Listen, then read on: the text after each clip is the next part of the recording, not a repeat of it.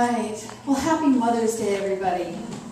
And I would like to take a moment to honor the mothers. And Sandy, we honored you when you were out of the room. We thank you for all the service that you've done, you and Tom, for the Hospitality House organizing the dinners to this year. So thank you very much. Appreciate that. And I'm sure all the folks at Hospitality House do too.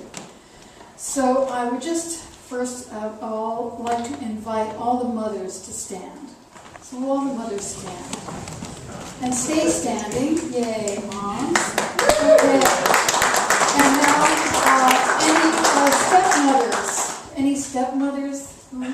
Yes, okay. Let's get the stepmothers up there. And now, any fathers who also had to be mothers? Any fathers who also had to be mothers?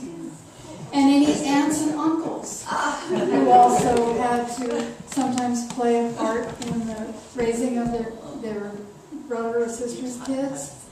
And anyone else who spent some time caring for kids, being a mom, being that nurturing presence. We had a woman in our old church in Corte Madera who didn't have any children herself, but ended up raising 13 kids, her sister's kids, and took in foster kids. So, as well as having a full-time psychology practice, and, it was an amazing, amazing woman. So, there's other people who also do that role. So you can see, yay, all the people who have been nurturing to children. Thank you so much. Thank you for Now, before you sit down, everybody sit down except the grandmothers. Grandmothers remain standing. All right, let's hear it for the grandmothers. And any great-grandmothers? Any great-grandmothers? All right.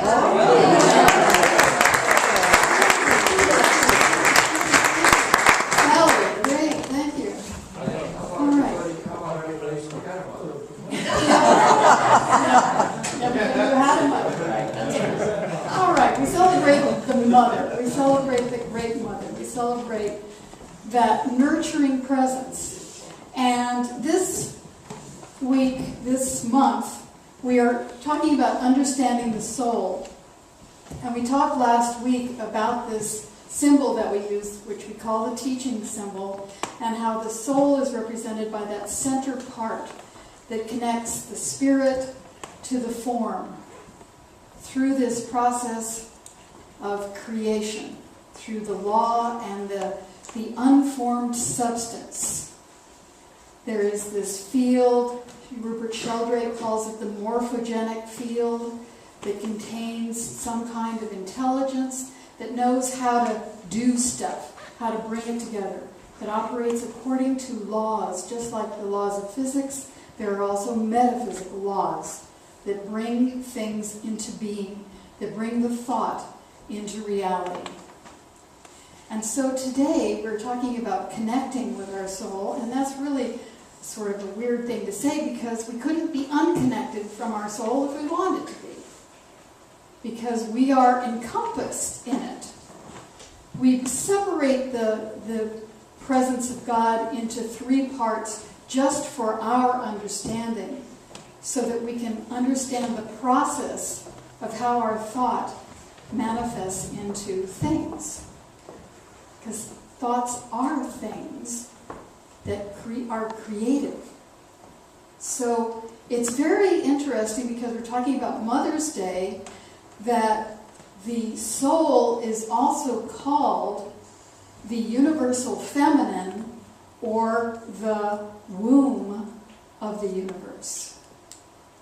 The womb of the universe, because it is receptive and creative. Now, the thing is that center part, that soul part, does not care what the idea is, any more than the womb cares by what means that egg was fertilized. Whether it was an intention to have a child, or whether it was just a good time on Saturday night, the womb doesn't care. The womb has a fertilized egg. And in that case, we could represent the sperm as the idea, that is the motive force, and the egg is the feeling. So we have an idea associated with a powerful feeling, And that idea and that powerful feeling combine, and they go into this womb of the universe that is just a doer. It says, okay, I'm going to bring this into manifestation.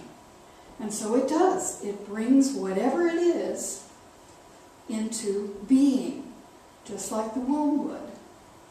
It just brings forth all the resources, all the connections, all the blood flows, all the nutrient flows, everything that needs to happen. And the mother doesn't have to be concerned with all of the goings-on, but the mother has to maintain the divine intention of this birth, this child coming forth, and it also, the mother also has to rest and nurture herself. She has to stay well. She has to get enough rest, she has to eat appropriately, and to nourish this child who's coming into being.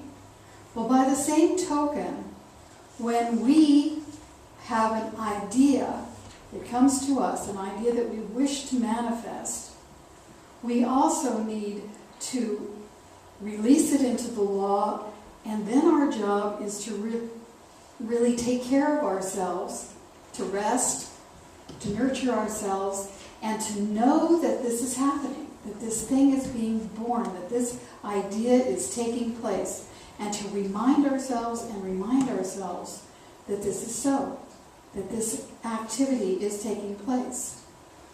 Ernest Holmes talks about hens, setting hens.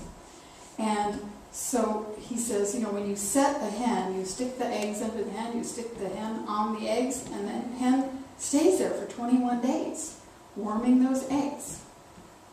So that it will, maybe it goes and eats, but it sits on the eggs, knowing, and it just knows that the warmth of its body is going to bring forth these eggs.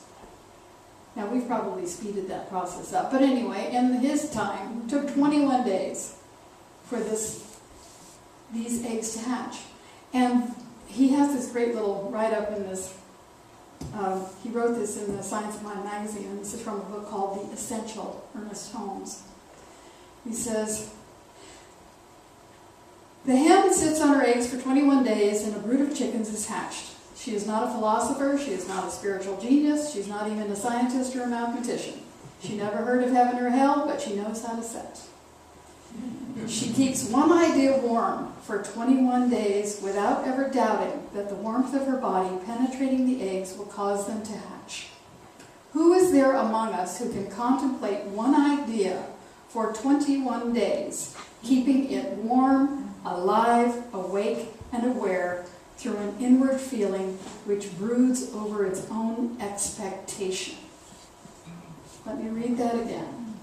Who is there among us who can contemplate one idea for 21 days, keeping it warm, alive, awake, and aware through an inward feeling which broods over its own expectation?